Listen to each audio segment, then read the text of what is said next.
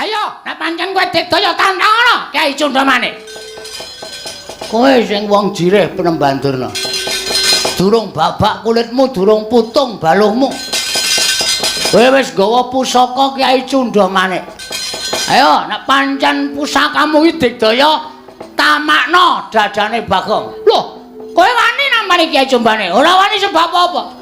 Pusaka ampuh karo ora gumantung kowe. Ning gumantung kelakuane sing duwe pusaka.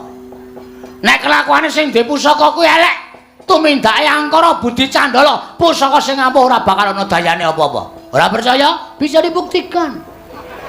Silakan. Lho kuwi nyatane kaya ngono. Kabeh-kabeh kuwi mung gumantung ana kersaning sing gawe urip. Ampuhing pusaka, ampuhing menungsa. Malati papan panggonan ki mung gumantung karo sing gawe urip. Hah?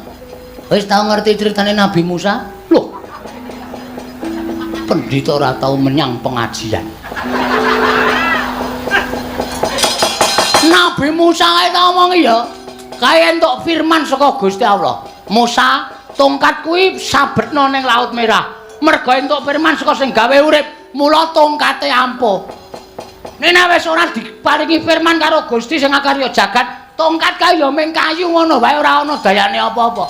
Cundramane semono uga, tok anggap ampuh nek Gusti sing gawe jagat marengake Cundramane ilang dayane, kuwi mung wesi rongsokan kuwi. Ayo tibakno nang wetenge Bagong. Agak wis. Ayo. Ora bakal temancep ning malah dadi srana melancarkan peredaran darah. Gandak blagunduk suaru gembal. Sumerante hawela. Bapa Penemban ndadosaken tumaratap raos sing manahipun ingkang putra ing Amarta pun Darma Kusuma.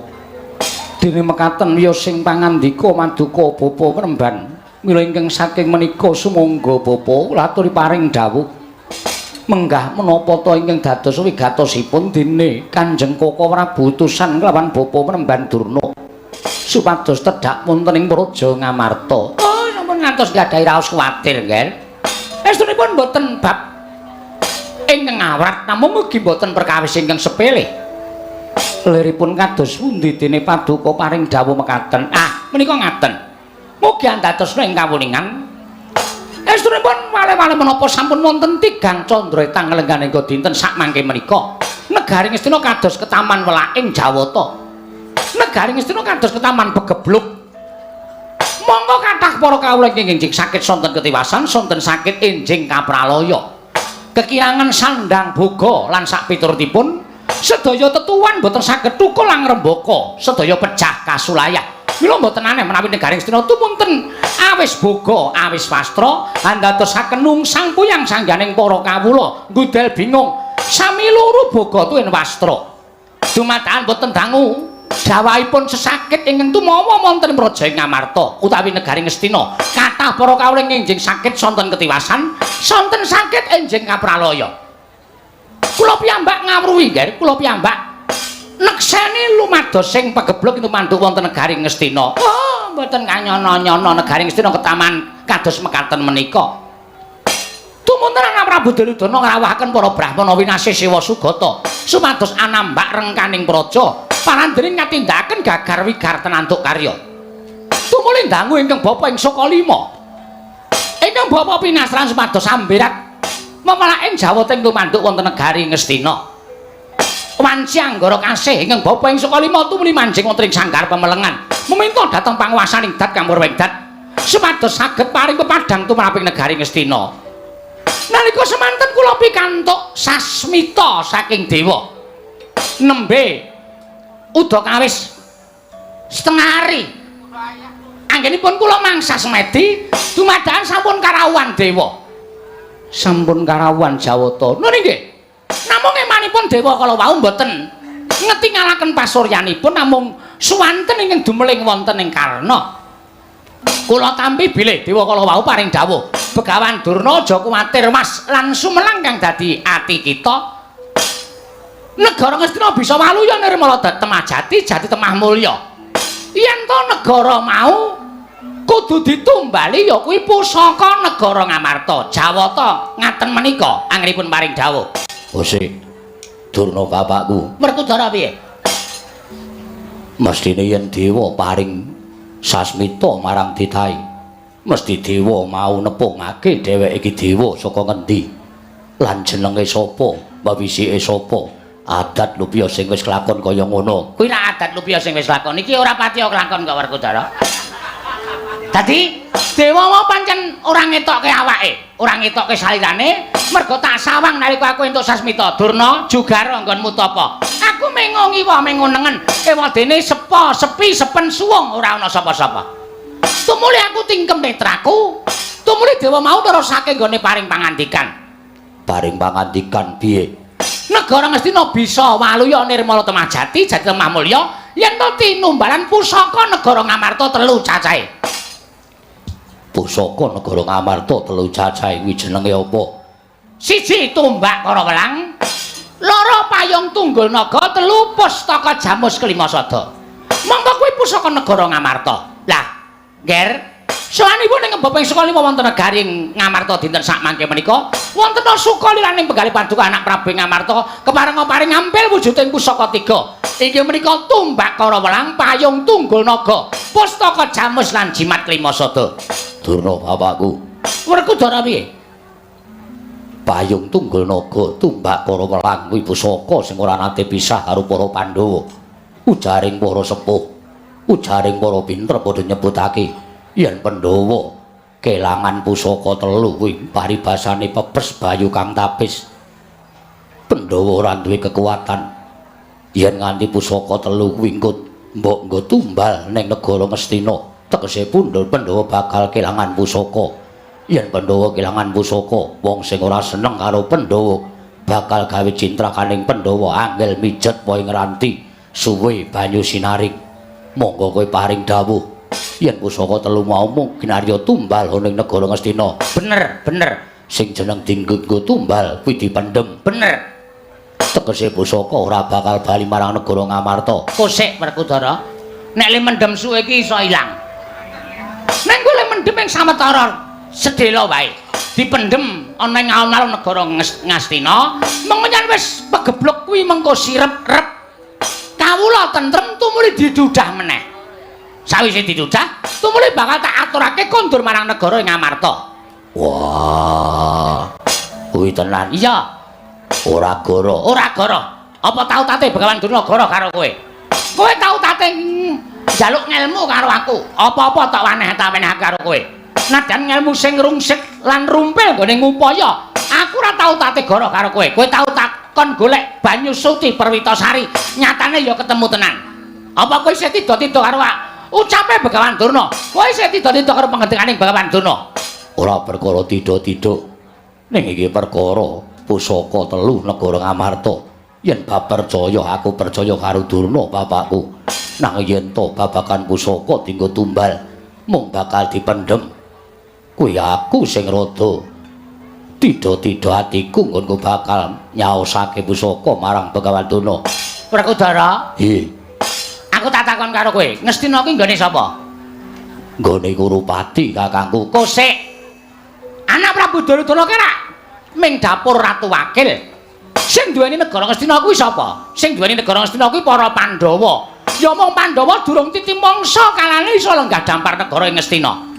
Mula yen to nganti Werkudara, anak Prabu Puntadewa apa dene kembar iki mau, awel bakal maringake pusaka marang Begawan Durna, tegese kowe ikhlas, kowe seneng, kowe bungah. Yen kawula Ngastina padha pating slebar ora karo-karuan merga ketaman pegebluk. Oh, Werkudara, soaning wong tuamu ning negara Ngamarta iki mung supaya kepengin nentremake negara Ngastina. Kowe ora nyawang dhewe kok, Ngger, kowe ora weruh dhewe. Yen kowe nyumurupi kahanan kawula negara Ngastina iki mau mesake banget. Akeh sing sore lara, esuk tekaning pati. Kuwi wae nganggo lara. Ana sing ming tengok-tengok dumadakan mati ya ana. Wah, apa ya ngono? Lho, kowe damai ngeyel. Kuwi luwih kejem tinimbang virus corona. Kuwi apa? Oh, Werkudara nggonamu iki pancen ora ana TV. Mula sok maca warta, mula sok maca. Apa sing lagi ngumandang lan kondang ana ing para ngarsaning para kawula kuwi kudu tok gatekake. Ya, mung gumantung karo mbarep kakangku. Tegese piye? Yen mbarep kakangku maringake, aku ya ming manut. Nah yen mbarep kakangku ora maringake sing gedhe pangapuramu, aku ya ora bakal nyaosake wujude pustaka Jamus Jimat Lima Sada tumbak karo welang yang lan payung tunggul naga. Nuwun sewu, Nger, kepareng kula aturi paring dawuh. Sampun ngantos kendelan kemawon kados mekaten menika, tumuli ingkang Bapak ing Sukalima nyuwun keterangan ingkang gumathok. Pusaka menika badhe kaparingaken menapa mboten? Bapa Penemban, wonten dawuh, Nger? Ewa kaya raos sing manah kula. Krana pusaka menika kagunganipun Pandhawa gangsal, mboten ingkang putra piyambak ingkang nganggadhuhi. Menika kagunganipun Puntadewa, Werkudara, Janaka tuwin kembar. Namung mugi andadosna ing kawuningan dinten sakmangke Pandhawa nembe gotang Bapa Penemban. Loh. Gotang dos pundi? Krana mindranipun kadang kula panengah inggih menika pun Nyai Arjuna ingkang sampun sawetawis candra nilar negari Ngamarta, nilar kasatyaning Madukara. Mongko mboten dipun mangertosi wonten pundi papan dunungipun. Mboten wonten baban ingkang mengandha ingkang sumendhe banon kang tinumpuk. Bapa Penemban sakmenika ngaten kemawon. Bapa Penemban kula aturi anguk madosi wonten pundi lenggahipun kadang kula pun Nyai panengah mangke menawi Nyai Arjuna sampun pinanggih kula badhe nyaosaken pusaka tetiga. Lho, Janaka menika kesah? Inggih kasinggihan mekaten Bapa Penemban. Oh, lole. Ora pisan ora pindho Janaka ki mesti ninggal praja, ninggal kasatriyan. Monggo tanpa pamit. Wis dadi watake Janaka ning ora kaya sak gedhagan iki. Yen to Janaka nggone lunga saka negara Ngamarta, etunge wis ana sak candra ketut kelungguhan iki. Monggo anggere lunga seminggu lunga, sesasi eneng omah mengko 3 sasi lunga meneh. Wah, Muladurna bapakku, gandeng kowe pendhita iso golek tamba tumraping negara Ngastina sing ketaman pegebluk. Mestine kowe uga bakal ngerti nang endi dununge Janaka. Werkudara? Nggih. Nek kowe mau matur kaya ngono Janaka wis ketemu wingi awan. Apa iya ngono? Lho, bapakmu Begawan Durna iki pendhita ingkang buntas kawruhe sithik paningale. Mula kowe yen takon karo Begawan Durna babagan Janaka menyang endi, iki dadi syarat srana nggon bakal mboyong pusaka 3. Iki wis bener. Merga sadurunge aku munggah ana ing kedaton negara Ngamarta iki janjane aku wis mikir. Lho, Ngamarta kok kaya koncatan Yoni. Ngamarta kok kaya koncatan Kekuwung, kaya peteng dedet. Saka pitunganku Ngamarta mesti lagi godang tegese salah sawijining para Pandhawa mesti lagi lunga saka negara Ngamarta. Lah, bener. Janaka lunga saka negara Ngamarta. Yen pancen ngono, Durna bapakku ngerti menyang endi dununge utawa lenggahe adhiku lanang Janaka. Oh, yen kowe takon karo aku kuwi wis pas. Wis cocok, wis memper. Yen pancen wis pas, wis memper, wis cocok. Durna bapakku paringa dawuh, Janaka mapan nyang endi? Mengko aku sing bakal ngajak bali marang Praja Ngamarta. Nah, nganti tekan dina iki aku urung ngerti Janaka menyang endi. Wah, aja wah, kowe aja pangling karo apa sing tak. Aku mesti sok kaya ngono kuwi to, ming bebeda atimu Werkudara. Sejatine aku ngerti. Janaka menyang endi? Janaka kuwi menyang jagat lor. Janaka menyang jagat lor. Jagat lor kuwi ya opian. Mengko yen kowe ana jagat lor ora ketemu Janaka, kowe ngidul. Engko nek ngidul ora ketemu Janaka, kowe ngulon. Nek ngulon ora ketemu Janaka, kowe ngetan. Nek ngetan lor kidul wetan ora ketemu Janaka, jagat iki diubengi. Mesti bakal ketemu Janaka. Wah. Kuwi wangsulane bocah cilik. Pancen aku isih cilik. Aja kaya ngono. Wangsulana. Yen perkara kudu nemokake Janaka nuwun sewu, Nger. Kula nuwun sewu. Manah kula nembe kebak. Kebak kados pundi Bapa Penemban? Inggih kula anggen kula menggalihaken kawontenan negari Ngastina. Namung ngaten kemawon. Sakmenika dipun walik kemawon. Dipun walik kados pundi? Kersa ta diwalik? Kersa Bapa Penemban. Sakmenika dipun walik kemawon. Dipun walik kados pundi? pusaka kula beta rumiyin 3 cacahipun tumbak para welang payung tunggul naga pustaka Jamus Lima Sada. Samangke badhe kinarya tumbal wadaling Praja Ngastina. Menawi Ngastina sampun ketingal padhang kula ngunduraken pusaka sinambi kula gandeng tangani astanipun anak kula pun Janaka sowan wonten Garing Amarta. Menawi ngantos mrucut aturipun Begawan Durna menika, oh mugi-mugi tetel kabrahmananipun ingkang Bapa ing Sukalima nggih. Gawe kaget. Tak kira yen to Ratu Sabrang ingkang sowan. Werkudara apa? Bareng tak wis padake raine ora pangling iki rak Bagong to. Wah, caedan. Le nyilih sandangane endi? Tak kira nek anakku Gatut. Rama Kyai, Bu. Bagong kok liya bisa-bisane ing atase dadak nganggo sandangan cara satriya kaya mengkono. Nune nggih. Sewu-sewu kalapatanipun ingkang abdipun Bagong Tadawadana sinuwun. Ya ora dadi ngopo Bagong. Betek-betekipun kula pengin merajakaken sinuwun Prabu Darma Kusuma ngantos kula nyewa sandangan ngenten iki. Iya Bagong. Nggih, nyuwun ngapunten nggih. Ora dadi apa. Oh, nuwun sewu, Ger. Menika sinten? Menapa ingkang putra Jodipati? Menapa putra Madukara? Sanes Bapa, mbok menawi Bapa mboten mresani krana saking wingking. Menika pun Panakawan Bagong. Oh, wedhus tenan ora. Tiwas tak apik-apikke ora nganti dehem ngono Nalendra sowan. Oh, jebul Bagong to iki. Wah, lah penemban Durna barang teng mriki. Oh iya Bagong. Oh, kowe nganggo sandangane sapa? Mboten ngertos niki sandangan Sencaki napa Gatotkaca kula radong. Sing penting kula nggo. Sing wigati kula merajakaken sinuwun Prabu Darma Kusuma. Panakawan Bagong Padararja sapraptamu. Nun. Tansah pinanganing kawidadan ring Sambikala. Kepanen kula ngaturaken sembah semoga ping pangabekti kula kunjung sanipun Wa Prabu. Wa Prabu dengkul matos. Mengki kaya putrane lho. Sinuwun Prabu Darma Kusuma. Iya Bagong tak tampa pangestuku Tampanana. Kula pundi nggo jimat paripe dayanana ing kasantosan.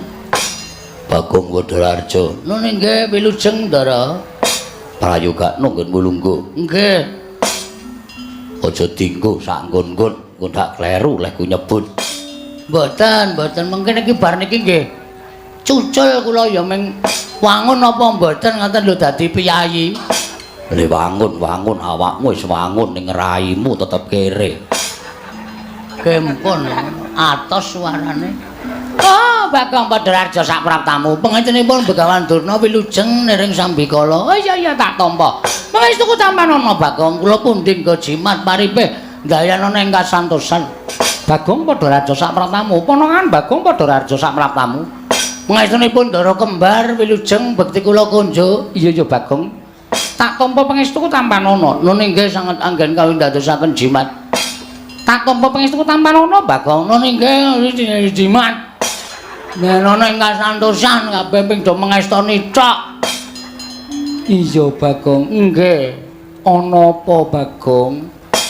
Sepisan kepareng ngaturaken tebah Siti Sekul binung teling ron klapa apurentah mbabile wonten lepat kula anggen kula ngunjatur sampun Prabu Darma Kusuma. Iya ora dadi ngopo Bagong? Matur sembah nuwun. Ndungkap angka kalih mugi andadosna ing kawuningan.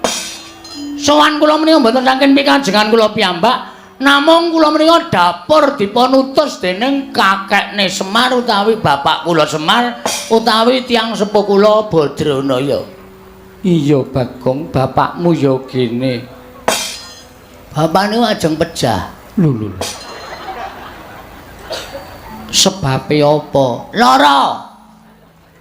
Bapakmu lara. Nggih. Sak pengkere Ndara Janaka Kesah kabar sing kula tampa Ndara Janaka nika nilar kasatyan Madukara, nilar negari Ngamarta. Menapa leres mekaten sinuwun? Iya pancen bener. Mboten gantaran wektu bapak niku opnam. Bapakmu lara. Nggih.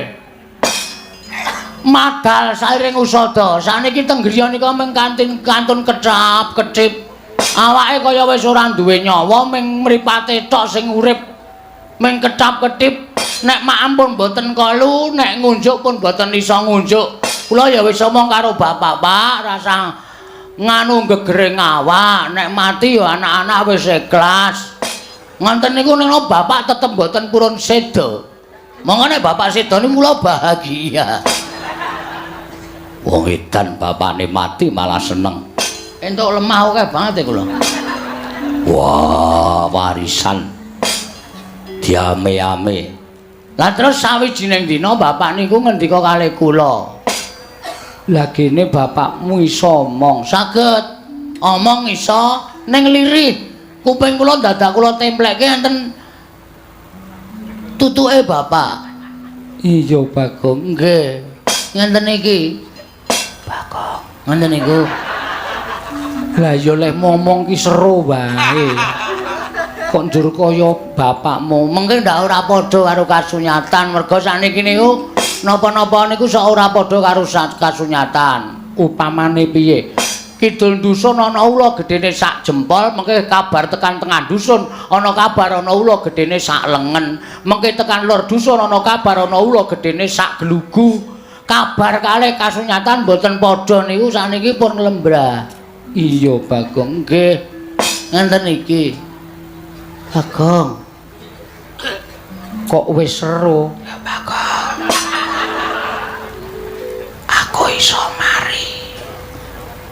Yen kowe nyuwun ngampil pusaka 3 negara Ngamarta.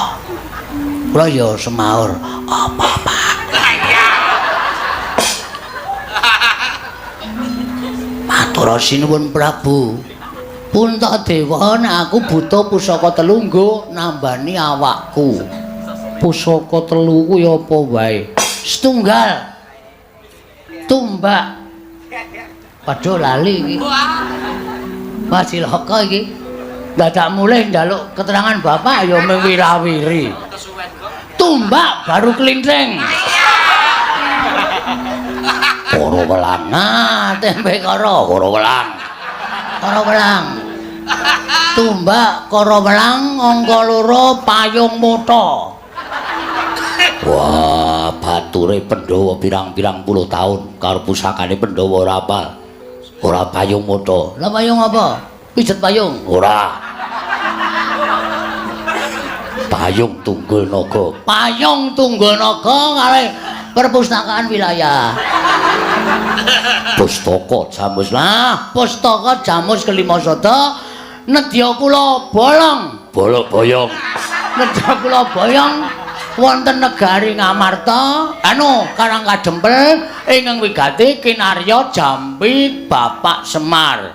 Pungkasane ngatur kula menawi Sinuwun Prabu Darma Kusuma maringaken kanthi ikhlasing penggalih kula ngaturake panuwun ingkang tanpa pepindhan. Ateges Sinuwun Puntadewa menika menggalihaken lelabuhane Bapak nggone momong para Pandhawa wiwit kuncung nganti gelung wiwit jabang nganti celaprang. Nek mung diwisuno ngambil pusaka 3 mesti kemawon dipun paringaken. Ewadene Sinuwun Puntadewa ngekahi pusaka 3 menika. Kula sampun macak cara Gatotkaca. Kula mboten ajeng wedi kalih sinten-sinten, nek perlu kula untir kabeh. Wah, Puntadewa kakangku. Werkudara piye? Aku apal karo Bagong. Yen wis kaya ngene iki dheweke ora iso dienggo dolanan. Ora iso, padhake tawon. Dilangin tuku nggo dolanan. Yen muni nesu mesti nesu tenan. Lho, niki contone sing wis tau tak ajar. Wah. Sapa? Sapa ta? Aku ki nek omong sok ngawur e. Kula niku nek nesu medeni asli, nek nganti sampean boten maringaken tur nggih kula aturi ngemuti nggih sinuwun. Bapak niku ling abdi karo Pandhawa pirang taun. Pun suwe banget. Bapak niku tetep dadi abdi konsisten. Sebagai abdi mboten tau njaluk undaan bayar, ora tau njaluk undak-undakan napa-napa. Omahe bapak wiwit ndereke Pandhawa isih cilik nganti saniki panjenengan wis dadi ratu ya popok kaya ngoten mawon. Niku ya bapak ora tau ngresula. Nek saniki bapak niku lara kok Pandhawa maringaken ngampil pusaka 3 kinarya ngusadani bapak. Kok awel? Kok ora ikhlas? Niki kula perlu mempertanyakan keikhlasan Pandhawa sarta tresnane Pandhawa karo bapak niku lahir batin napa mboten. Ternyata Pandhawa dilabuhi sepena-sepene ning Pandhawa ora tau ngerti males kabecikane karo bapak. Bagong. Nun. Pusaka kuwi nggone Pandhawa 5. Wis ngerti? Lho. Mula pusaka bakal tak paringke yen Pandhawa wis jangkep. Sebabe apa kok Pandhawa ora jangkep? Lah kowe wis matur yen bendaramu Janaka lunga saka negara Ngamarta. Oh iya. Ning sing nyuwun niku bapak. Bapak niku maring dawuh nek aku waras, aku goleki ndaramu Janaka. Ning gandeng aku kahanane kaya ngene, aku ora iso goleki ndaramu Janaka. Mula aku waluyakno sik srana pusaka 3 niku. Mengkene bapak pun kebacut waras, bapak sing ajeng nusul utawa goleki Ndara Janaka. Ngoten ngendikane bapak. Werkudara piye? Werena. Wah, yen Bagong nganti ngopo-ngopo aku ora tanggung jawab. Kowe sing kudu nanggung. Kembar kepiye? Kula aturi maringaken kok Prabu. Kok Prabu kula aturi maringaken. Bagong menika bocah edan. Menawi ngantos sakmangke mboten pun paringaken geger sampun geger negari Ngamarta. Sinten ing badhe ngendhakaken dhateng pun Panakawan Bagong. Oh. Piye? Anu pripun? Iya Bagong. Pripun paringaken napa mboten? Kosik iki ana perkara. Lho, urung iso ana masalah. Rawing Bapa Durna mrene uga kepengin mbutuhake pusaka 3 Bagong. Gandurna? Iya. Gandurna mbutuhake pusaka 3 sebabe Ngestina Ketaman Pegebluk bisane Waluya ditumbali pusaka 3 sing tok kandhakake mau. Mangke riyen.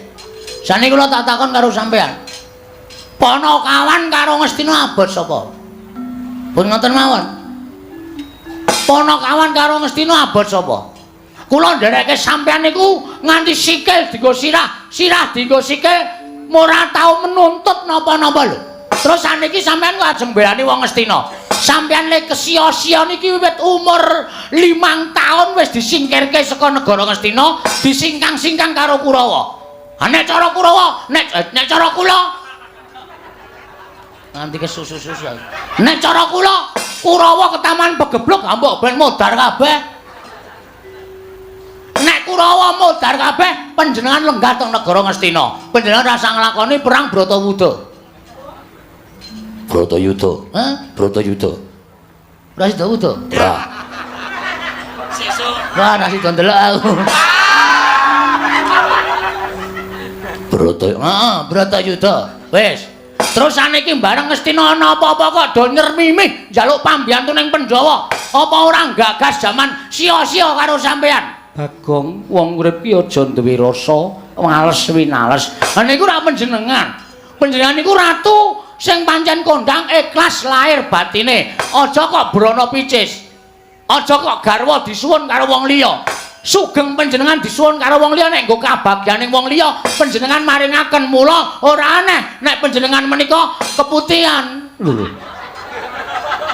Anu, ludira pethak. Getih putih. Caedan lah. Iya Bagong nggih. Tegese ludira panjenengan pethak menika suci lahir batine. Saniki terus sampean abot Ngastina karo Bapak Semar. Monggo, ora masalah. Mang paringke Durna. Mang paringke Durna. Ning kula wiwit dinten iki njaluk tanda tangan kula keluar sebagai abdi negara Ngamarta. Kula ora sudi dadi abdine para Pandhawa sing pancen ora iso nggatekke karo kawulane, ora iso nggatek karo kawula cilik kaya kula niki. Kula napa pangapunten, Ger? Kula nyuwun pangapunten. Kula suwun kanthi sanget panjenengan kedah nglenggahi bawa leksana. Senyatanipun panjenengan kedah nglenggahi menapa ingkang sampun dipun leksanani dening anak Prabu Darmakusuma. Sapa sing dhisik didhisikake, sapa sing keri kudu nampa keri. Menika watakipun Narendra. Menawi panjenengan boten saged nindakaken kados mekaten menika badhe tetel kalih panjenengan. Saniki mung gumantung nyawang sing mbutuhke sapa? Apa sampeyan ajeng mentala karo Bapak Semar? Nek Bapak Semar ora ketekan pusaka telu, Bapak Semar seda sing kapitunan para Pandhawa. Oh, perkara Semar mati menika mboten napa-napa. Pandhawa isih duwe nata Ndarawati ki menika Sila Prabu Sri Bathara Kresna. Sila Prabu Bathara Kresna menika pengayomaning para Pandhawa, suwing para kadang Pandhawa. Kresna tanpa Semar ora gayeng. Ora gayeng. Ngoten. Pandhawa niku pancen kudu dimong piyai loro. Nek piyai loro siji ora ana gotang, Pandhawa ora bakal iso nglakoni urip minangka dadi satriya ingkang utama. Nuwun sewu, nanging dhisik kula lho, Nger. Sawanipun rumiyin bukan durna tinimpahipun Bagong. Mula sing keri ya kudu nampa keri, sing dhisik ya kudu nampa dhisik. Pokoke sampean kudu menggaliaken perkawis Bapak Semar. Ampun ngrungokke suarane kongkang kengunya ing kekeleng. Kongkang menika kodhok gedhe, kekeleng menika leng. Kangkung neng kemawon tablek lendute modal. Ngoten mawon mboten sampean ngrasake omongane wong sing sanyatane sejatine menghargai cintrakaning para Pandhawa kanthi api-api ngestina ketaman pegeblok rebut pusaka. Nek pusaka wis karebut tumuli nuwun sewu badhe mejahi para Pandhawa menika angel mijet wae nganti suwe banyu sinaring. Hus! Bagong! Ngapa? Kowe ngecek karo Bagandana, mboten ngecek niku nyatane. Lho, nyatane kowe ndakwa karo aku sing elek. Kula mboten ndakwa. Ning kula menika mung nggunakake ngelmu titen. Lha, nggunakake ngelmu titen. Durna Sengkuni Kurawa niku nek karo Pandhawa asline lair tresna ning batin sengit. Pun ping pinten sampeyan ajeng renah patine para Pandhawa. Ning nek saiki aku pengen nyuwun ngambil pusaka telu mau, kinarya nambah rengganing Praja Ngastina. Ajeng alasan apa kemawon, kula iso maca ati sampeyan. Lho, nek ngono kowe ndakwa karo aku, kula ora perkara ndakwa. Ning perkara niki perkara Sinuwun Prabu Darmakusuma ajeng wenehke pusaka dhateng sinten? Kula panjenengan ngalah, paringke sampeyan kula kudu ngalah, ora usah nganggo padu. Iki ku nganggo padu merga wis wani karo Begawan Durna. Kowe ngalah. Kowe kere gedibal 17 wong elek ngelok mripat. Semar kae yo mung kere. Semar kae wong ora duwe. Lho, Semar mati ya wis ora apa-apa. Wong sing mati wong ora duwe. Sing mati men kawula. Nggo abrak apa Semar? Semar urip yo men ngebot-boti uripe para Pandhawa.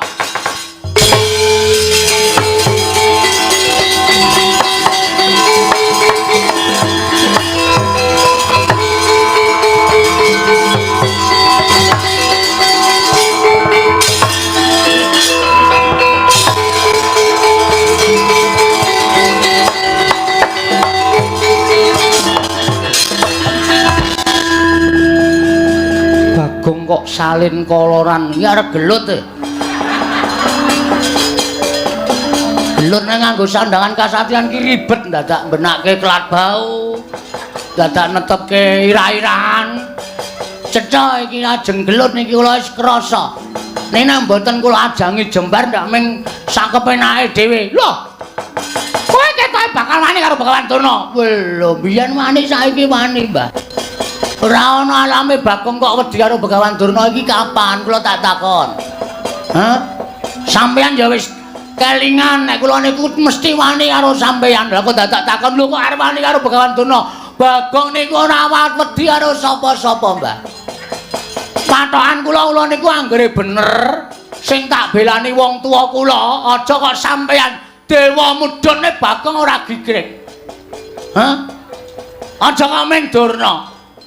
Ha sampeyan niku kudu meh titele pendhita kondang monyor-monyor ra ning Ngastina. Ha ta? Sampeyan niku upama gambare diumbulke ra tau iso mbukak, kalah terus. Ha kok sampeyan ajeng nantang karo Bagong. Saniki ngene. Sampeyan butuhke pusaka telu, aku ya butuhke pusaka telu.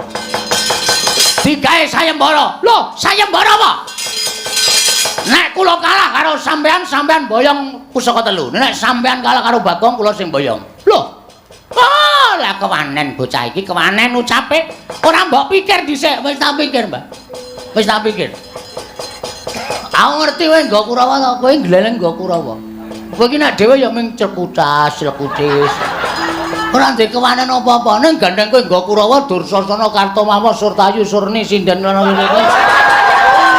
Kowe mesti gleleng. Kowe mesti kaya yak-yak kae. Ning slamus apa ki? Sasuwene urip Bagong iki ndilalah kok ora wedi karo Kurawa. Ayo kruyun. Kruyun. Bagong aja gawe dak-dakan ning pasulayan. Sampeyan meneng mboten? Kene ana sing ngisru-ngisru leh kula nesu, ora nyawang sapa-sapa. Amuk kabeh. Nganggo tata krama ora? Nganggo.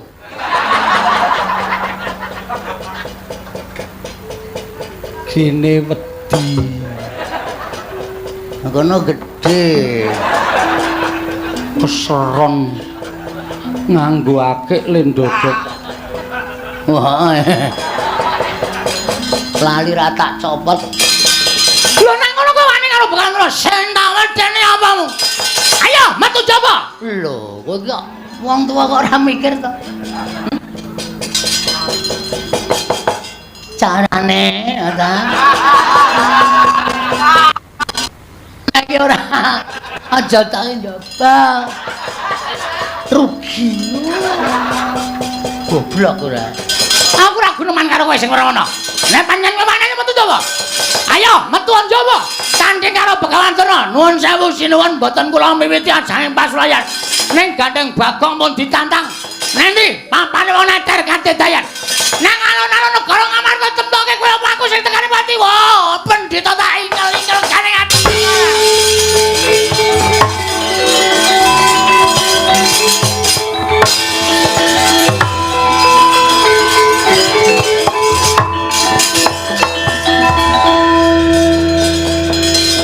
Lah wis tantang-tantangan kok malah begogok. Kawula ora diwangi ya mudhar tenan. Lah jare mau wani, Mau ora ana Begawan Durna. Nek ora ana karepmu piye Bagong? Putrane do mangkat mboten? Sapa? Ndara Gargaja, Ndara Antarja, Ndara Antarsena. Wah, aku ora weruh. Ning pendak-pendak pasewakan mesti eneng Gatot Antarja Antarsena ora bakal tinggal karo kewajiban. Sip. Kula nyuwun ngambil Ndara Antarsena ya. Nggih. Ya. Ndara Antarsena Ndara Gargaja Ndara Antarja kula suwun ngambil. Sakarmu yen anakku gelem ngewangi karo kowe. Jalu ana tulung. Kon ngundurke Kurawa. Sip. Makasih. Iya. Sampun sinuwun kula nyuwun pamit. Sing ati-ati Bagong aja kaya bocah cilik. Darana kula sedewa kula nyuwun pamit. Iya Bagong sing ati-ati aja kaya iya Bagong sing ati-ati aja kaya bocah cilik. Dara Werkudara kula nyuwun pamit. Yo Bagong sing ati-ati aja kaya bocah cilik. Matur nuwun lho pun paring ngambil Kang Putra. Nek wonten ora ngoten ndak kula kalah karo Kurawa. Wah, yo sing ati-ati. Mergo jroning ati kula ora ikhlas nek pusaka telu ajeng diboyong kali Begawan Durna niku kula ora ikhlas lahir batin. Yo wis mongso Baranga. Nggih, nyuwun pamit. Sing ati-ati aja kaya bocah cilik. Nggih. Sampun sinuwun. Iya Bagong aja kaya bocah cilik Panakawan. Nun nggih. Nek mboten ngoten ndak ora rampung-rampung perkarane Durna niku mung arep gawe maksiat. Durna niku mung arep gawe kisruh negara Ngamarta. Kula sing ajeng nambaki. Iya Bagong Mangsa Barana nggih. Nyuwun pamit sinuwun. Iya sing ati-ati. Sampun Ndara Kembar. Iya Bagong sing ati-ati, iya Bagong sing ati-ati. Ndara Werkudara kula nyuwun pamit. Iya Bagong nyuwun ngambil Kang Putra. Iya wis kono. Tak paringi ngambil. Nggih, ngoten mawon nggih mungkin ndak selak kewengen malah ora prayoga kedadiane merga niki gawat tenan. Iya. Nek nganti sinuwun Puntadewa kelangan tumbak karo welang payung tunggul naga pustaka Jamus Lima Sada niku wong sing ora seneng karo Pandhawa niku ajeng gawe cintakaning para Pandhawa niku angel mijen moyong ranti suwe banyu sinaring. Nggih to? Iya. Leres mboten? Bener. Kula nyuwun pamit. Sing ati-ati aja kaya bocah cilik. Ndara Kembar kula nyuwun pamit. Iya Bagong, iya Bagong. Ndara Werkudara. Yo, ana mangkat to. Oh, mangkat ya, Jem. Nggih ngesna kedawuh. Kuwi sapa kuwi sik lemu kuwi? Adik kula. Rondo. Wah. Kok ora ngabari aku? Aku ki penggemar. Penggemar Tekule Atos. Sampun ngaten mawon kula nyuwun pamit sinuwun. Sing ati-ati aja kaya bocah cilik. Nun nggih pareng. Iya. Nyuwun pamit Ndara niku Ndara. Yo sing ati-ati pareng. Yo. Merga kula niku nek wis karo Kurawa jane asli ora seneng. Sengit kula kepati-pati karo Kurawa. Mula kula niku ndek penjangka nek Kurawa ketemu Bagong ijan padha ijan upamane. Iya. Kartomarma pas mlaku-mlaku dhewe ketemu oleh kula mesti tantang gelut kok. Yakin kula jak gelut mesti. Iya, mergo sengitmu karo Kurawa. Nggih. Lah kula lek sengit iki mergane napa? Kurawa niku mesti gawe cintrakane ndara-ndara kula para Pandhawa. Monggo kula tresna ndara-ndara kula Pandhawa. Iya, ketok tresnamu karo Pandhawa. Mekaten. Sampun. Iya. Sampun. Iya. Pun nggih? Yo, sing ati-ati. Ndara kembar pamit. Ya sing ati-ati, ya sing ati-ati, Bagong. Ora sak kesusu-susu sare-sare. Wis ya inggih ngatos-atos. Ora tak ajar tuman mae nggih. Iya. Ora tak waneni ndak durna iki arep suwi-wiya ta? Iya. Merga pun nggih? Yo sing ati-ati. Sampun, Ndara? Iya sing ati-ati. Ndara kembar? Iya sing ati-ati. Kula tak medanjawi Mbuh rawang sulat. Lho kok nesu? Pamit kok bola-bali. Ngene iki ngopo? Sangu. Ora nggawa dhuwit. Wah, ora duwe. Waduh. Durung ngomong wis muni ora duwe. Nggih, Pun, ngaten mawon. Kula nyuwun pamit tambeng mestu. Sing ati-ati aja kaya bocah cilik Ponokawan. Nun nggih. Pun mboten ngangge gamelan. Iya. Ming batur sak kula ditabuhi. Ngeselke sing do nabuh. Iya. Iki Patih Andakawana ta iki? Inggih. Kok oleh sowan kok adoh banget. Mboten wonten papanipun ki Lurah Bagong. Kowe nggodhe 300. Beto. Nak sili. Ingkang wingi dereng nyaur. Iki aku didhawuhi Sinuwun Prabu Puntadewa kok nyilih kowe. Engko sing nyaur Sinuwun Prabu Puntadewa.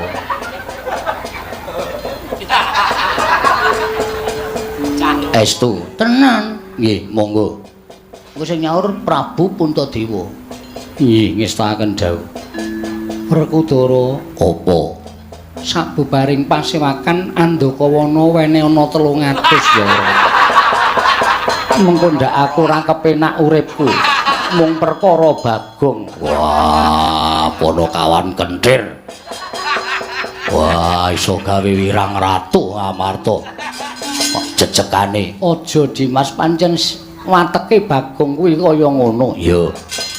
Yayi, Ono apa?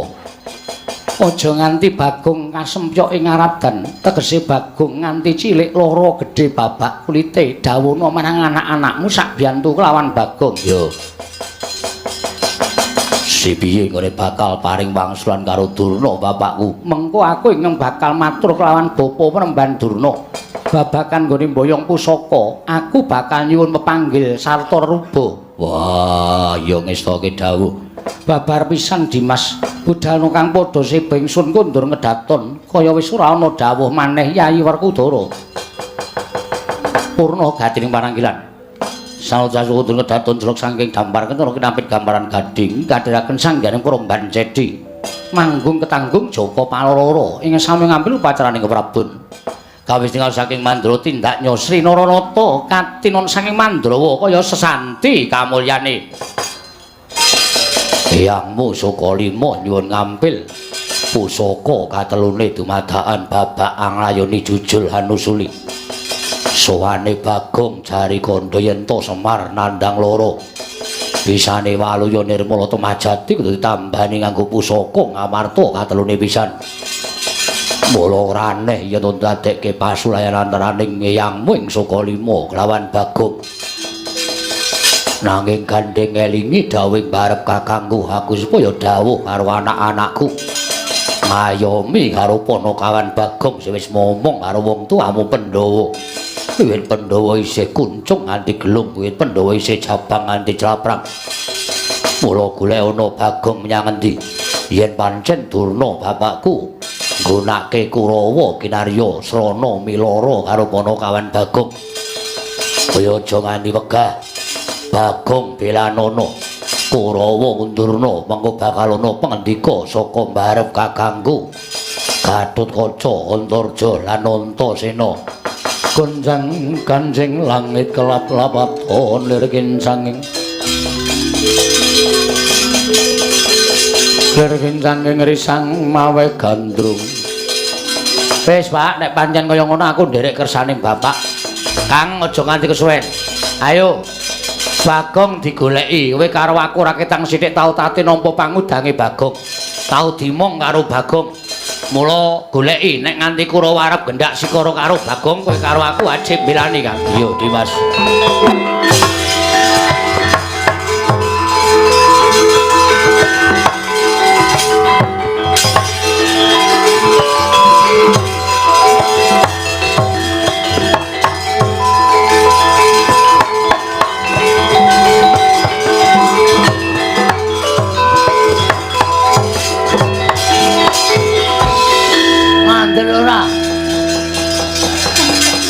Ora lijok ujare wong daplok.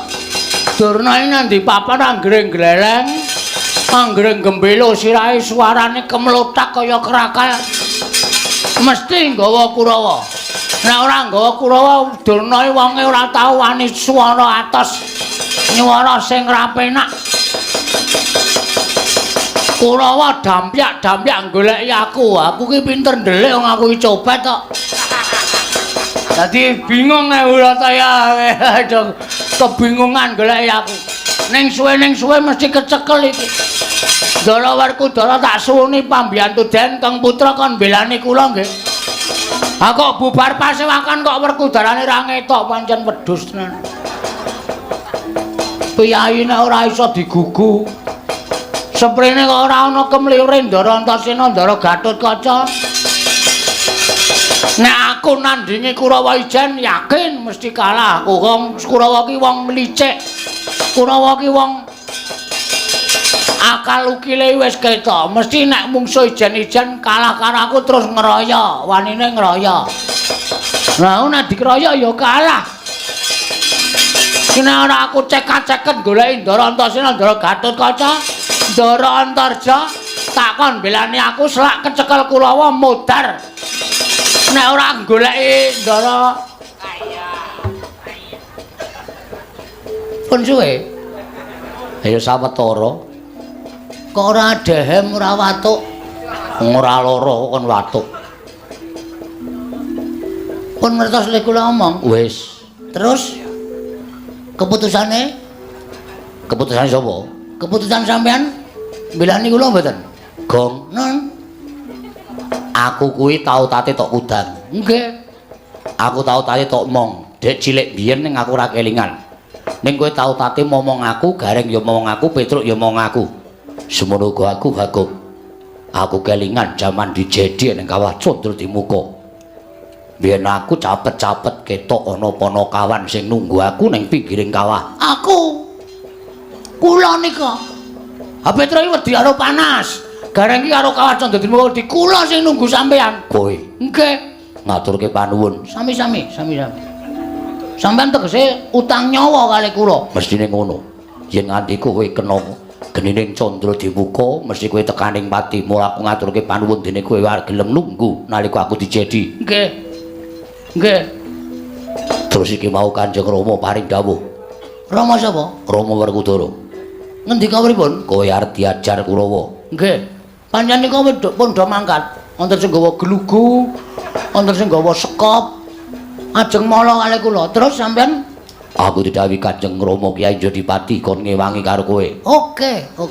Ha iki sing arep kok mendorong tak piye iki? Aku ya kon ngewangi, gong aja kuwatir. Nah. Pun nek sampean niat ngewangi kula, maju, gempur Kurawa. Ning nek aku sing maju kok kira-kira ngisini-sini. Apike ngene, Gong? Pripun? Aku ngewangi ning kowe maju wong methuke Kurawa. Yo gelut wae yo. Kowe karo aku senggel. Lho. Kok malah nesu? Nesu. Wangi-wangi kok malah kula kon maju. Kowe nek lolo tak tambani, nek mati tak uripke. Aja kuwatir. Mangkato. Yakin? Yakin. Serius? Iya. Nganggo apa le nambani? Banyu sungetku iki. Ki nek diperes metu banyune. Nek nggo nambani wong loro iso mari, nggo nguripke wong mati sing durung winanci iso kelakon. Wah, kene ndek kutil lampuh, kutil dengkulmu plocot kuwi. Iki pusaka padhake kutil ora. Kula tak maju, aku sing tansah memanuki lakumu aja kuwatir. Nek ming Kurawa ora bakal menang karo kowe. Yen kowe tak tambani kowe tak uripke. Kowe diantem ngrasaki lara, nek lara babak metu gedhe tak tambani langsung mari. Mbok sampean buka apotek mawon. Hus. Kok malah kon buka apotek ora? Aku entuk tamba mujarab kaya ngono kok. Wis mangkato, Bagong mangkato. Yen pancen kowe engko kerepotan, aku ndelabung saka Dirgantara. Wah, iki arep gleleng ya. Nggih, nun mengestu nggih. Yo sing ati-ati. Ning ampun dados saking kula lho. Ora. Terus sampean ajeng temu ndi? Mengke ketok Kurawa. Aku ambles bumi. Nah iki pertanyaan meneh iki. Terus kowe nek ambles bumi terus aku lek ngundang sampean pripun? Aja kuwatir, kowe ngejluk lemah ping 3, aku metu. Mosok ping 3 metu? Iya. Ana sampe bola-bali ra tau metu. Aja sembrono, mangkato. Ketundha Kurawa, nyun mengestu sing ati-ati aja kaya bocah cilik.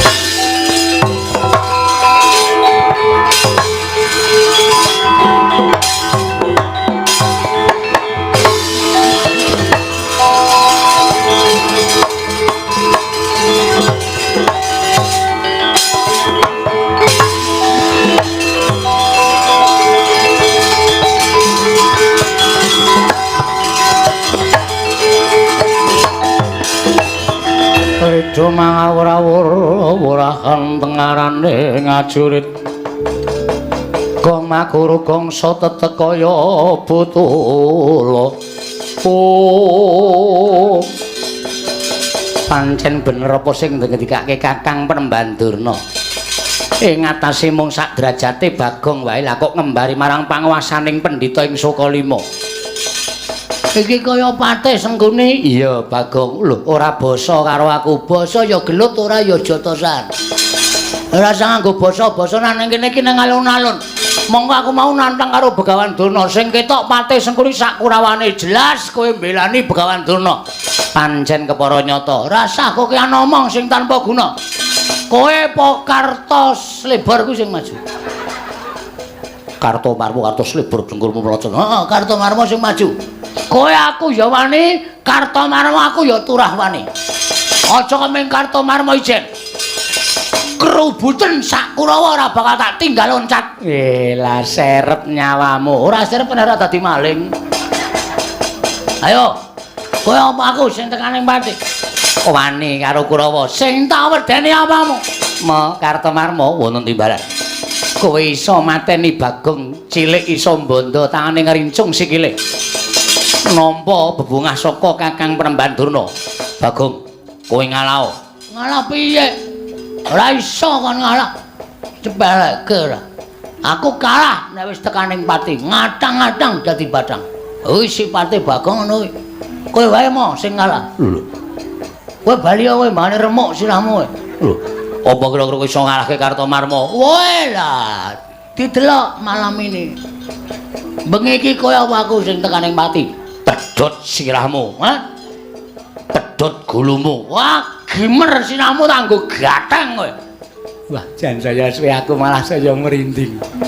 Bagong Sumbare kok meden-medeni. Ora meng kowe mo. Patih tuwek iki cecek untune. Ora mlungos kok ngarep aku. Namo Suramrata, Suramrata imbang yen padha-padha pecah siramu. Pecah genti leganing ati upar.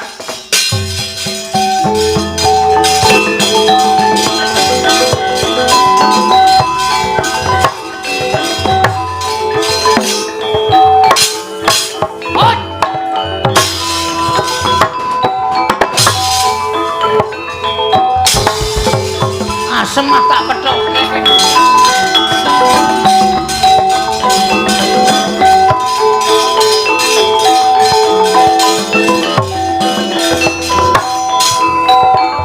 Modare, edan. Ayo, kekuatanmu sepiro Bagong Musaku? Remok.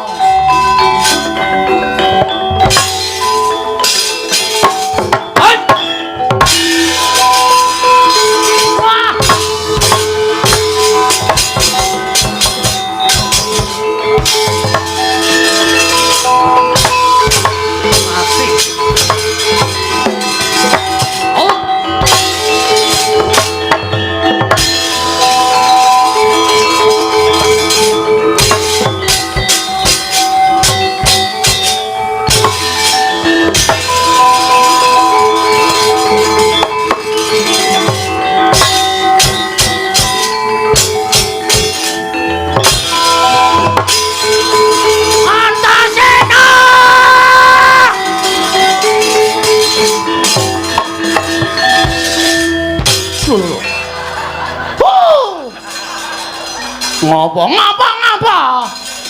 Oh, arep modar aku pisan. Mau janjine piye?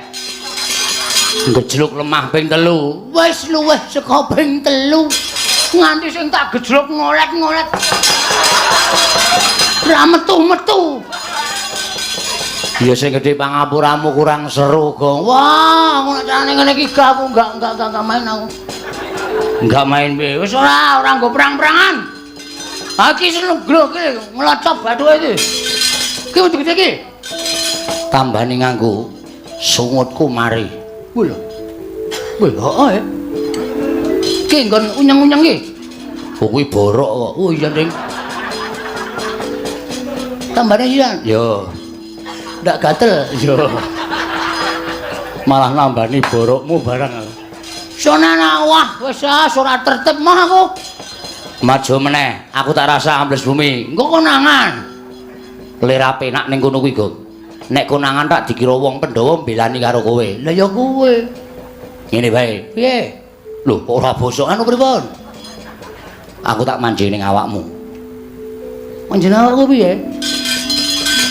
Manji ning jero awakmu. Kowe engko diantem ora krasa, dipateni ra iso mati. Ki serius. Iya. Tenan. Lihat ndi? Lajene? Ora iso. Kene wae apa piye? Ciut ning ngombo iki. Yo. Elastis. Ora sudi. Metu ngendi kok ngewohke? Kowe ngamet ambegan, aku tak mlebu ning awakmu. Ngampun ambegan? Wis ya wis. Nek aku mlebu ning awakmu kowe dikapak-kapake ora apa-apa. Lah mbok yo ditibani gaman mesti kowe ora apa-apa. Mergo kowe kedunungan aku kuwi dadi ampuh. Wis ngono wae aku tak mlebu ning awakmu yo. Nek wis klebu awak aku mesti dadi ampuh. Nah, wis lah modar. Omong wae malah pidato. Aku tak keplak sirahmu lho kowe. Wis wis. Gunjang kancing langit kelap-kelapaton. Lir kincang ing risang mawe gandrung. Gong, wis. Sampe teng ndi? Aku wis nang awakmu. Lho, kok ora mbrenjol ya? Ora. Mergo iki sukma. Weh, lah gleleng iki. Kowe diantem ora apa-apa, dipateni ra iso mati, mergo saka dayaku. Terus kula iso napa meneh? Iso ngilang mboten? Ora iso. Mbok gawe iso ngilang. Benar nyolong kowe. Saidan ora. ambles bumi ya iso, mabur ya iso. Weh, lah kok sampean nek dadi wong biasa ora iso mabur? Mergo aku ora dikeparengake mabur, nek aku sing duwe kekuatan iso mabur. Wo. Nek ambles bumi ngampet-ambegan niat ingsun ambles bumi, terus sirahmu tatapno aspal ngarep kuwi. Ki anggere engko ora aku gejegluk tak jak senggel. Iya. Ngampet-ambegan. Weh. Ora sida. Weh, engko nek ra nyata mlenthung dase. Nyata-nyata gawe wis. Niat ingsun ambles bumi. Weh, wo lah bumi iki peteng tenan. Ora ana apa-apa, Buna. Wo lah kae ana wong kae. Tak jak Pak, wah asem ayit to. Jaratan ketok le mringis metu ngolah. Ah. Nek mabur Sirahe gedruk ping 3 niat ingsun mabur. mbok sing apik omongane. Ya anu sikil. Wah, antasena iki arep nyilakake sirah kok kon gedruk ping 3. Ayo mumet mabur tenan kon melayang.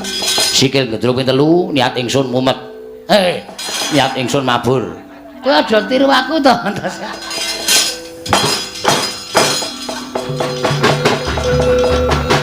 Wah, ya ape nek mabur bangane rambles bumi. Wah, iso weruh ngendi-endi. Wedian ini ra golek kamar mandi ra ana gendenge. Rugi iki. Lah, iki. Kamar mandi kok rung kirakeki gendeng. Oh, tuwa ra sido.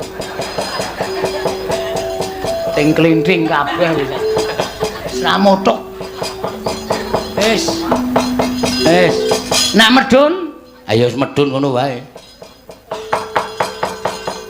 ah. Ki arep gleleng iki. Wis nantang. Amun Suramarta, Jayamrata, ayo kartos lebar. Iki Bagong Sayar digdaya kliwat tukur. Kowe mungsu aku iso menang meguru karo kowe 20 taun legane ngatiku barak.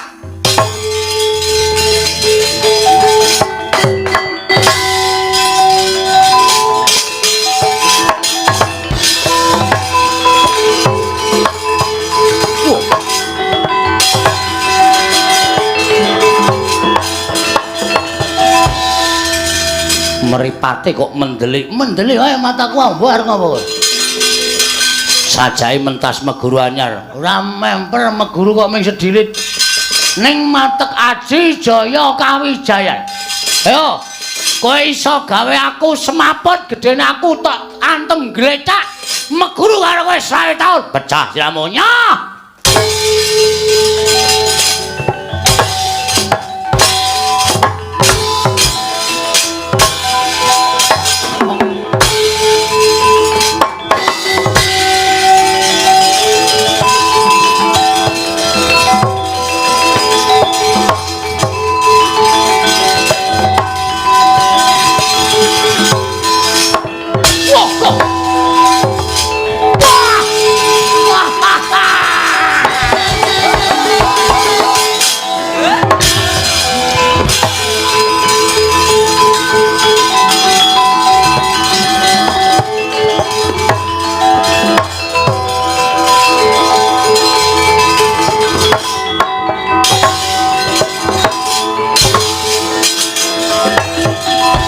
Kosek lagi ngematke wong gawa kopi.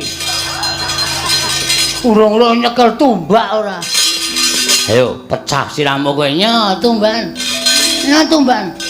Tumbak iso mbolong ndasku. Aku meguru karo 20 taun. Nya wis. Mati tenan kowe Bagong. Hah?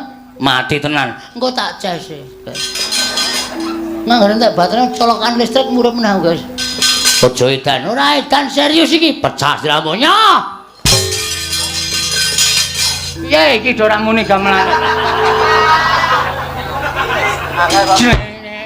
Ngopo dagdug. Pecah siramu. Wale Ding. Pecah siramunya. Ah ngono.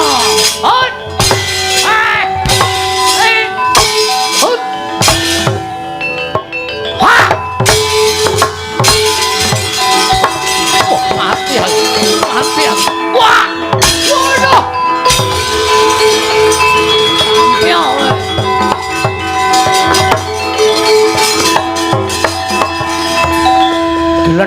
ndasmu wis maput ora. Pelekke ora. Rumangsane padake wong loro saudan telu saurupan. Tunggale Kartomarma Kurawarwane Robakaya amuk legane ati.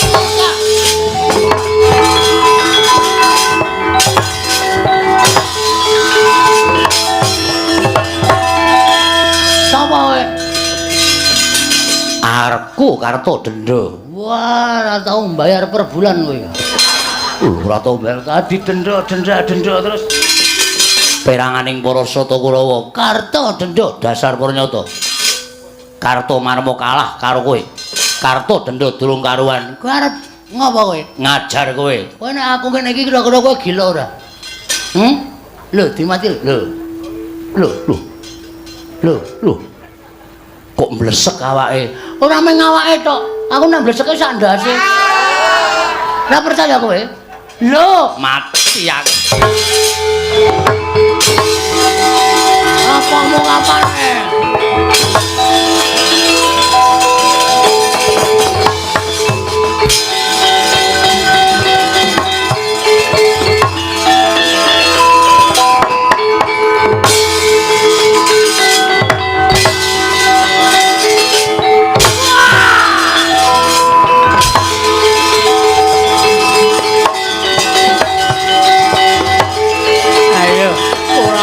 Kurawa maju kroyok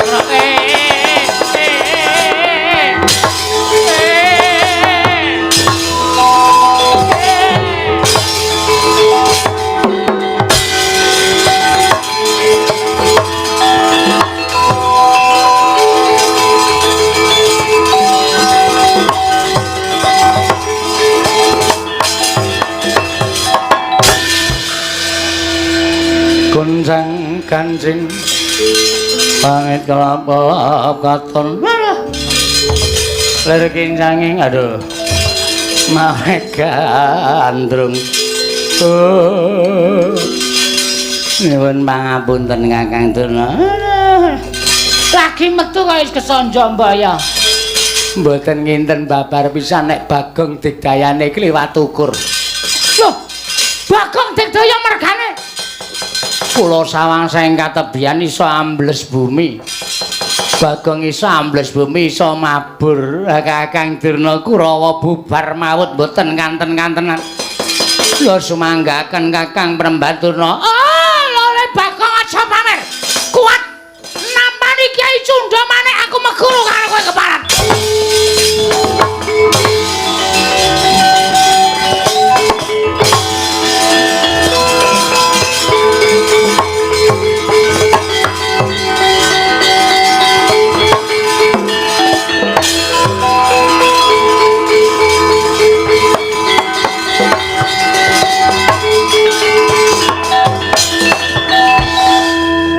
Gus, piye? Durna beto drei, drei dengkulmu. Kae dudu drei. Lha napa? Kae pusaka arane Cundha Manik. Waduh, murup kaya wong nyuluh. Mergo saka dhewe kekuatane sing ampuh ngegilani, mula pusaka kae murup. Terus ora sawedi. Pethuke Gong, kowe ora bakal tekaning pati. Engko nek mati ora sawedi. Tandang ngono, aku sing bakal namengi sekul jero awakmu. Oke, ayo gawa pusaka suntakan aku ora wedi legane atiku, Mas.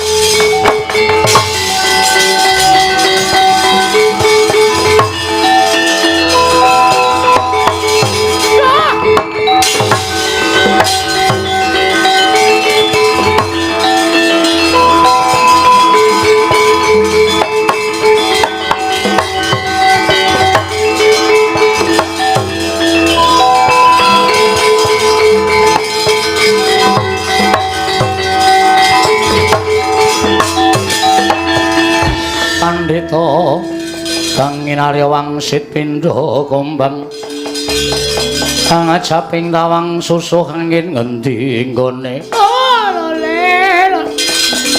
endos malu gembol manyar-manyar duk ning dungkul wana dadi alasan dadi wana saya gembelo siramu saya greleng pacakmu keparat ing atase wujude Bagong wae kok ngorak-arik para sata kula wis kasan bubar sar-saran ora karu-karuan. Ayo, nek pancen kowe digdaya tantangono, Kyai Cundamane. Kowe sing wong jireh Penemban Durna. Durung babak kulitmu, durung putung baluhmu. Kowe wis gawa pusaka Kyai Cundamane. Ayo, nek pancen pusakamu iki digdaya tamakno dadane Bagong. Loh, kowe wani namani Kyai Cundamane? Ora wani sebab apa? Pusaka ampuh karo ora gumantung kowe. Ning gumantung kelakuane sing duwe pusaka. Nek kelakuane sing duwe pusaka kuwi elek, tumindake angkara budi candala, pusaka sing ampuh ora bakal ana dayane apa-apa. Ora percaya? Bisa dibuktikan. Silakan. Lho kuwi nyatane kaya ngono. Kabeh-kabeh kuwi mung gumantung ana kersaning sing gawe urip. Ampuhing pusaka, ampuhing menungsa, malati papan panggonan ki mung gumantung karo sing gawe urip. Hah? Wis tau ngerti ceritane Nabi Musa? Loh. Pendhita ora tau menyang pengajian. Nabi Musa kae tau ngomong ya. Kae entuk firman saka Gusti Allah. Musa, tongkat kuwi sabetno ning Laut Merah. Mergo entuk firman saka sing gawe urip, mula tongkate ampuh. Nek wis ora diparingi firman karo Gusti sing akarya jagat, tongkat kae ya mung kayu ngono wae ora ana dayane apa-apa. Cundamane semono uga, tok anggap ampuh nek Gusti sing gawe jagat marengake Cundamane ilang dayane. Kuwi mung wesi rongsokan kuwi. Ayo tibane nang wetenge Bagong. Agak wis. Ayo. Ora bakal temancep ning malah dadi srana melancarkan peredaran darah. Mergo aku tak uncek nggon weteng. Wis, aja kok kian gunem sing tanpa guna. Dijajal apa piye? Oh, lakon mati dening aku. Wah, Durna bapakku, Bagong.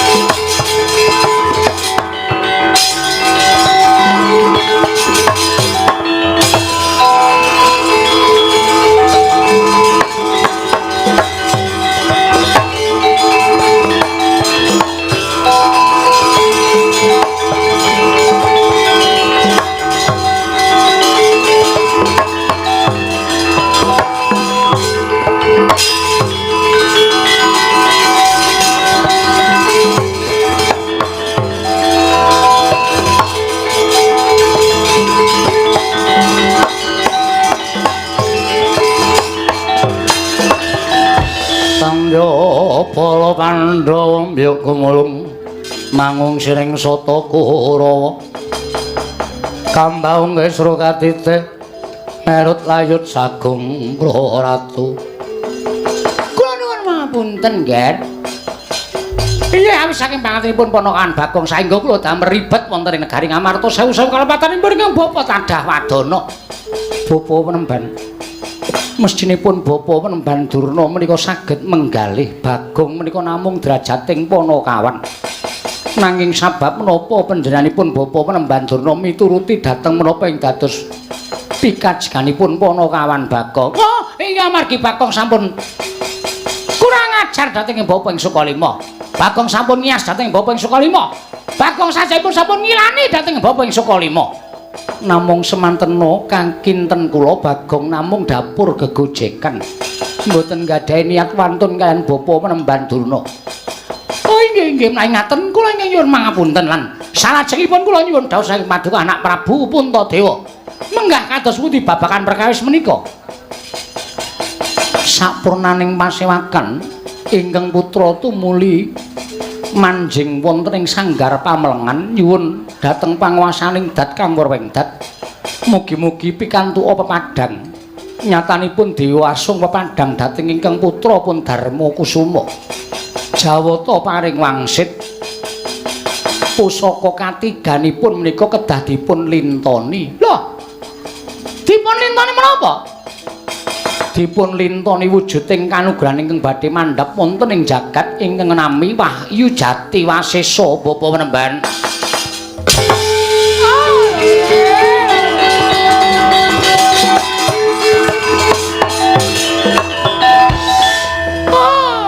Blek guduk soal gembol suara nanti awala. Dipun lintani wujuding Wahyu Jatiwasesa kasinggihan mekaten. Menawi bapa saged ngaturaken inggih menika wujudipun Kajeng Jatiwasesa tuwin Sekaring Jatiwasesa. Kula badhe ngaturaken wujudipun tumbak Karawelang payung tunggul naga miwah pustaka jamus miyang jimat kelima sada.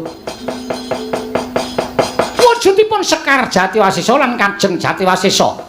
Kula aturaken paduka badhe maringaken pusaka tetiga inggih kasinggihan mekaten. Nyuwun pamit yen kula bapa badhe ngupati wonten pundi durungipun.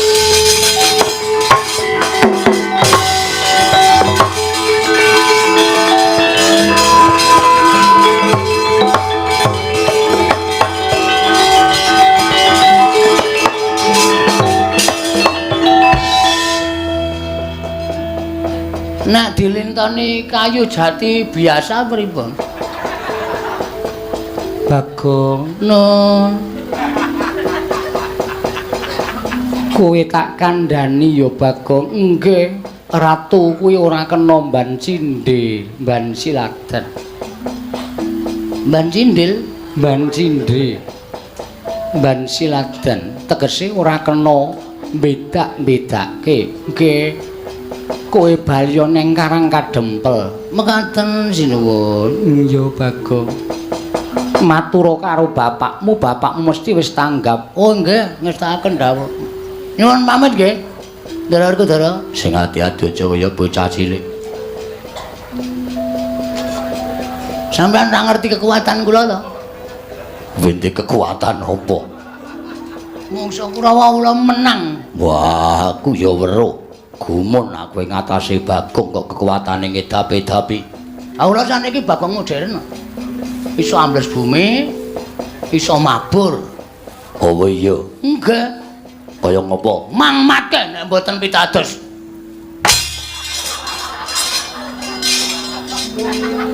Seneng ta kowe?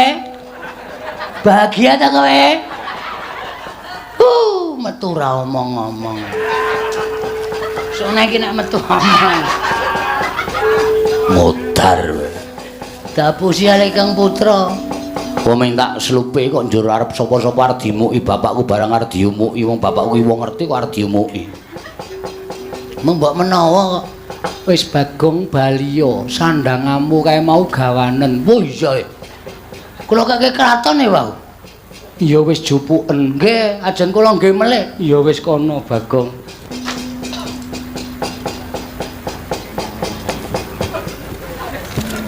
Rama Kyai, mbuh. Dimas Antasena, ketak ndasmu kok. Ora dakoni tenan aku. Ora masalah. Sing penting kowe iso ngimer sirahe gareng. Sik diancam kok kakane. Nyuwun pamit, Sinun. Sing ati-ati aja kaya bocah cilik. Nggih. Nyuwun pamit nggih. Iya.